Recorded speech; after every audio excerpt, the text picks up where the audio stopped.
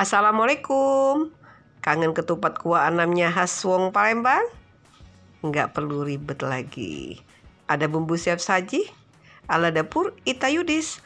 Bumbu praktis membuat ketupat ala wong Palembang. Caranya gampang sekali.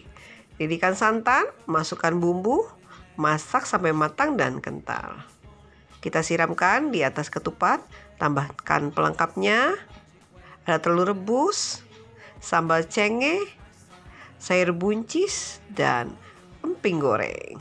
Ketupat siap dinikmatin, praktis dan lemak nian. Nah, ini pelengkap makan ketupatnya ya. Sambal cenge siap santap Ita Yudis yang rasanya luar biasa. Asam, manis, pedas, memang lemak nian. Dan ini kuah ketupat anamnya. Yang mau order silakan ya.